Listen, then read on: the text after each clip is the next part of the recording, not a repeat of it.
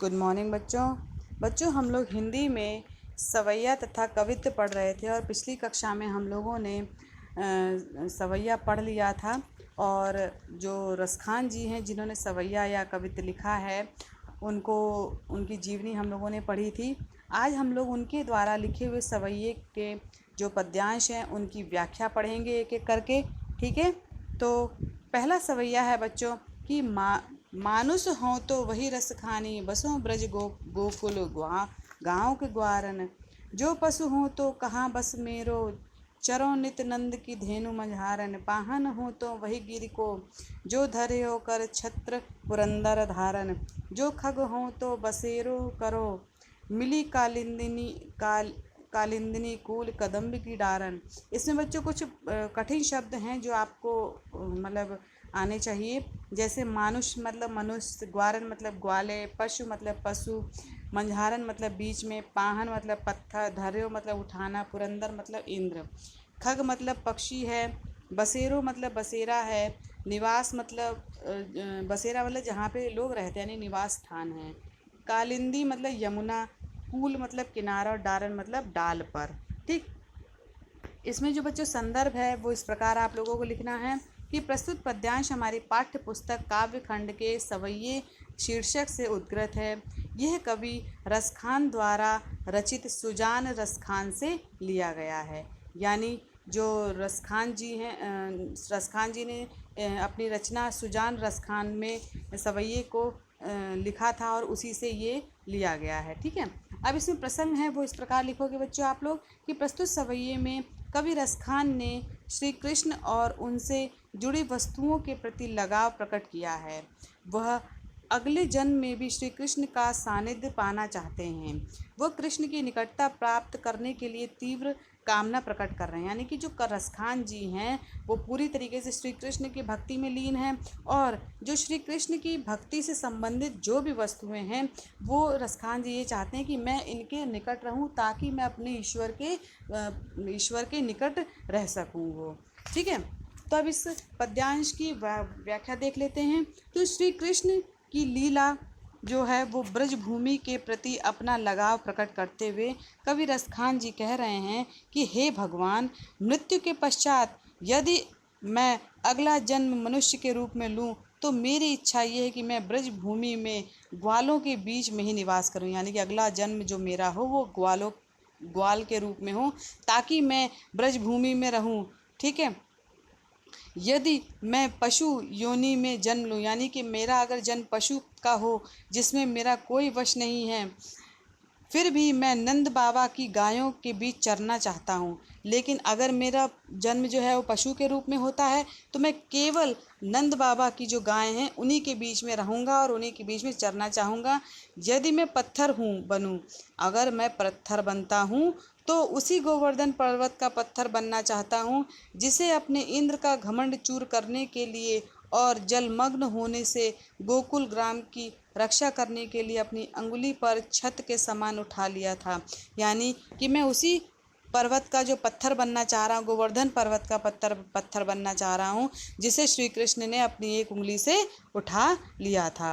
यदि मैं पक्षी बनूँ तो उसी कदम्ब वृक्ष की शाखाओं पर मेरा बसेरा हो। यानी कि अगर मैं कोई चिड़िया बनूँ या मैं पक्षी बनूँ तो मैं उसी कदम के वृक्ष पर बैठूं जहां और वहीं पे मेरा बसेरा हो जो कि यमुना किनारे पे स्थित है, जिसके नीचे श्री कृष्ण जो है अपनी रास लीला रचाते थे, रास रचाया करते थे।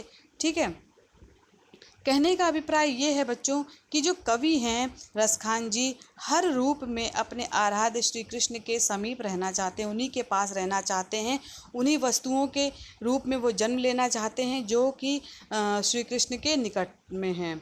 अब बच्चों इसका जो काव्य सौंदर्य है वो आप लोग इस प्रकार लिखोगे कि भाषा बच्चों इसमें ब्रज ली गई है और गुण प्रसाद है, छंद सवैया है, शैली मुक्तक है, रस कैसा है इसमें भक्ति एवं शांत है। अब जो अलंकार है बच्चों वो इस प्रकार है कि बसों ब्रज गोकुल गांव नित नंद और कालिंदी कूल कदम्ब में क्रमशः ब ग न और क वर्ण की पुनरावृत्ति होने से यहाँ पर अनुप्रास अलंकार है। ठीक है बच्चों, तो ये तो था बच्चों आपका पहला पद्यांश। अब नेक्स्ट पद्यांश देखते हैं कि आज गई हो तुम भोर ही भौं रस खानी रही वही नंद के भौनी बाको जियो जुग लाख करोड़ जसुमति को सुख जात कहो हाँ नहीं तेल लगाई लगाई के अंजन भवें बनाई बनाई ठिठोरनी डो डारी डारी हमेलनी हार निहारत भारत ज्यों पुचकारत छौहनी। इसमें जो शब्द बच्चों कठिन शब्द हैं उनका अर्थ इस प्रकार है। आजू मतलब आज, हुती मतलब हो गई, गई थी, हुती मतलब गई थी, भोर मतलब प्रातःकाल, हूँ मतलब मैं, रई मतलब प्रेम में डूबी हुई, प्रेम में डूब गई, भौनी मतलब भवन, वाको मतलब उसका, जुग मतलब युगों तक जिए, जसोमती मतलब यशोदा, अंजन मतलब काजल, ठिठौनी ठिठौनही यानी नज़र का काला टीका, डारी मतलब डालकर, हमेलनी मतलब हमेल यानी सोने का एक आभूषण है, गले हार गले में पहनने के आभूषण, ज्यों मतलब जीव प्राण यानी पुचकारत मतलब पुचकारना, छौहनी मतलब पुत्र को, छौहनी मतलब पुत्र को। इसमें संदर्भ तो आप लोग पहले वाले पद्यांश के भांति ही लिखेंगी। और प्रसंग है इसमें, प्रस्तुत सवैया में रसखान, कवि रसखान ने श्री कृष्ण के प्रति माता यशोदा के वात्सल्य का वर्णन किया है कि किस तरीके से जो माता यशोदा मैया हैं वो अपने पुत्र के प्रति अपना प्रेम प्रकट करती हैं। तो कवि रसखान जी कहते हैं कि एक सखी यानी गोपी दूसरी सखी से कहती है कि मैं श्री कृष्ण के प्रेम में मग्न होकर प्रातःकाल नंद जी के भवन में गई थी, यानी कि उस जो श्री कृष्ण है उनका प्रेम मुझे वहाँ पे घसीट के ले गया था नंद भवन में। मेरी कामना है कि उनका पुत्र श्री कृष्ण लाखों करोड़ों युगों तक जिए, और मैं यही आशा करती हूँ कि जो श्री कृष्ण हैं वो लाखों करोड़ों तक जिए। श्री कृष्ण जैसा पुत्र पाकर यशोदा जी को जो सुख मिल रहा है उसका वर्णन करना अत्यंत कठिन है, और जो सुख यशोदा मैया ले रही हैं क्या कहते हैं श्री कृष्ण को पुत्र के रूप में पा करके उसको आप अपने शब्दों में वर्णन नहीं कर सकते हैं। वे अपने पुत्र का श्रृंगार कर रही थी, और जब मैं वहाँ पहुँची तो वहाँ पे वो यशोदा जी जो हैं वो अपने पुत्र को श्रृंगार यानी सजा रही थी। वे अपने पुत्र के शरीर पर तेल, आँखों में काजल, भौवें संवार कर, माथे पर नज़र का टीका लगाकर तथा उनके गले में पहनने के आभूषण पहनाकर उन्हें निहार रही थी। और जब उन्हें तैयार कर दिया यशोदा मैया ने तो अपने पुत्र श्री कृष्ण को वो एकटक देखती रही यानी निहारने लगी, और उन पर बलिहारी जा रही थी तथा उन्हें पुचकार रही थी, और उन पर श्री कृष्ण के ऊपर बलिहारी जा रही थी और उन्हें प्यार से पुचकार रही थी।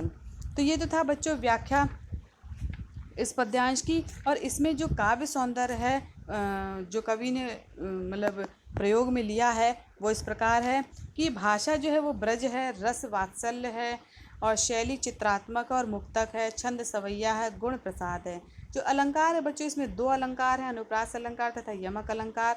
अनुप्रास अलंकार कौन सा है, किसमें है, जियो जुग तेल लगाई और हमेलनी हार में क्रमशः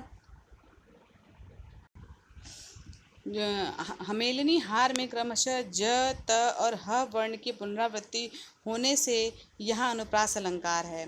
यमक अलंकार देखिए, लगाई लगाई और बनाई बनाई, यहाँ एक ही शब्द की बार बार पुनरावृत्ति हुई है परंतु उतनी ही बार उसका अलग अलग अर्थ है, इसलिए यहाँ यमक अलंकार है। ठीक है बच्चों, अब हम लोग नेक्स्ट वीडियो में नेक्स्ट पद्यांश पढ़ेंगे।